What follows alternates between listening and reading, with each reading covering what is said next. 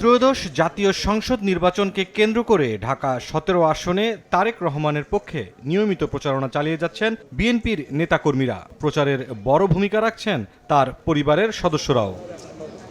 সোমবার বিকেলে রাজধানীর বনানীতে তরুণ শিক্ষার্থীদের সঙ্গে চায়ের আড্ডা অনুষ্ঠানের আয়োজন করে বিএনপির নির্বাচন পরিচালনা কমিটি। এতে যোগ দেন তারেক রহমানের মেয়ে ব্যারিস্টার জাইমা রহমান। বিভিন্ন টেবিলে ঘুরে ঘুরে তরুণদের নানা পর্যবেক্ষণ আর পরামর্শ শোনেন তিনি। আলোচনা করেন বায়ু দূষণ, যানজট ও বেকারত্ব নিয়ে। ফ্লাইওভার অনেক করা হয়েছে, কিন্তু মানে ফ্লাইওভার মাঝখানে মানে নিচে যে মানুষেরা পার হবে, রাস্তা পার হবে, ওরকম ব্যবস্থা কিন্তু করা নাই। করাইলের দিকে আমি sure there very bright people there, so ওদেরকে যদি অ্যাক্সেস না দেওয়া হয়, আপনি নিশ্চয়ই মেবি ইউ এগ্রি, তাহলে এক ধরনের মানুষেরাই ওরকম ওই সিস্টেমে রয়েছে। এ সময় দেশের সাইবার বুলিং পরিস্থিতিতে নিজেদের উদ্বেগের কথা জানান তরুণরা। সমস্যা সমাধানে আইনের কার্যকর প্রয়োগে জোর দেন জাইমা রহমান।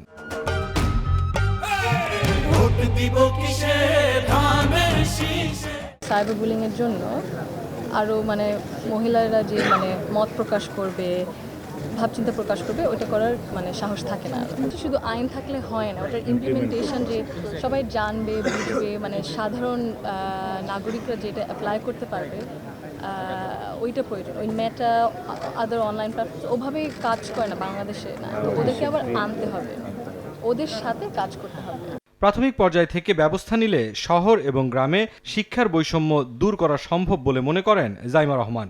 শিক্ষা প্রতিষ্ঠান থেকে যে জবস, ওই there's a gap, applied skills, মানে হয়তো বা শিখছেন about your subject, কিন্তু how it's applicable in the professional world, তারপর যে সফট স্কিলস as well, ওইটা দেখছেন না, করা হচ্ছে।